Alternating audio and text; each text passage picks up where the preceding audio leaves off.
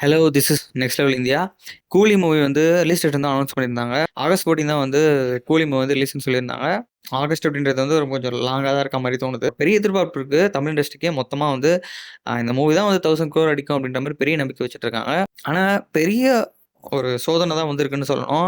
ஏன்னா, வார் அப்படின்ற மூவி வந்து ரிலீஸ் ஆயிருந்தது. 475 க்ரோர்ஸ் கிட்ட கிராஸ் கலெக்ஷன் பண்ணியிருந்தது.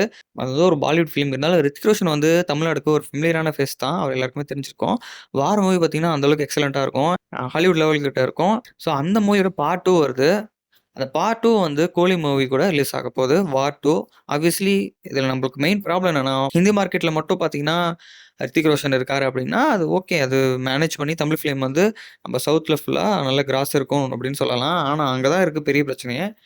பெரிய சவுத் இந்தியன் ஃபிலிம் ஸ்டாரும் வந்து நடிக்கிறாரு அந்த மூவில. யாருன்னு பார்த்தீங்கன்னா, ஜூனியர் என்டிஆர் தான். ஜூனியர் என்டிஆருக்கு வந்து தேவரா மூவில கலெக்ஷன பார்த்துருப்பீங்க. மூவி ஆவரேஜா ரிவ்யூஸ் இருந்திருந்தாலும், அந்த கலெக்ஷன் பார்த்தீங்கன்னா, 400 க்ரோர்ஸ்க்கு மேல கிராஸ் பண்ணியிருந்தது. ஒரு பீக்ல இருக்கிற அவரோட டைம்ல வார் 2ன்ற ஒரு மிகப்பெரிய பிரான்சைஸ் மூவில அவர் நடிக்கிறாருன்னா, தெலுங்குலயும் சரி, அந்த மூவி ஹிந்திலயும் சரி, பெரிய ரெக்கார்ட்ஸ படைக்கும். அந்த டைம்ல ஒரே நாள்ல இவ்ளோ பெரிய ஃபிலிம் ரிலீஸ் ஆகுது.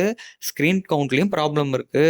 அண்ட் வந்து கலெக்ஷன்ஸ்லயும் நம்மளுக்கு பெரிய அடி வாங்குவோம். நம்ம தமிழ் ஃபிலிம் பார்த்தீங்கன்னா, கூலி வந்து என்னதான் பெரிய கேஸ்டிங் இருந்தாலுமே வந்து, அந்த மாரி ஒரு படம் கூட கண்டிப்பா வந்து ஒரு பெரிய லாஸஸ் இருக்கு. நம்ம சொல்லி தான் ஆகணும்.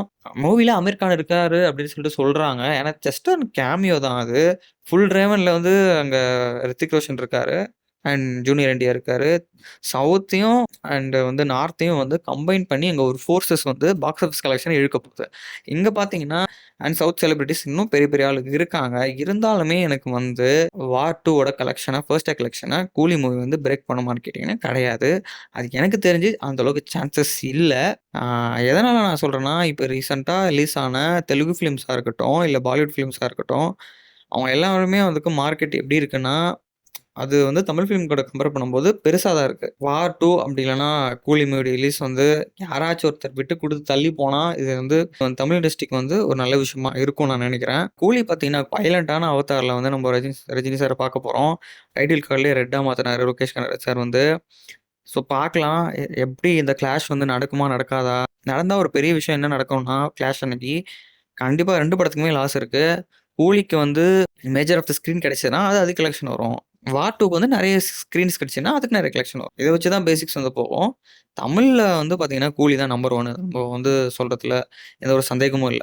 ஸோ, ஓவராலா வந்து வேர்ல்ட் வைட் கிராஸ் கலெக்ஷன்ல பார்க்கும்போது, நமக்கு டவுட்டா தான் இருக்கு. ஸோ, வெயிட் பண்ணி பார்க்கலாம். ஸோ, வீடியோட எண்டுக்கு வந்துட்டோம். நீங்க சொல்லுங்க. தமிழ்ல ஃபர்ஸ்ட் 1000 crore ஃபிலிம் கூலி மூவியா இருக்குமா? இல்லையா? அப்படின்றத கமெண்ட்ல சொல்லுங்க. ஸோ, நெக்ஸ்ட் வீடியோல நம்ம பார்க்கலாம். ஸோ, தேங்க் யூ ஃபார் வாட்சிங்.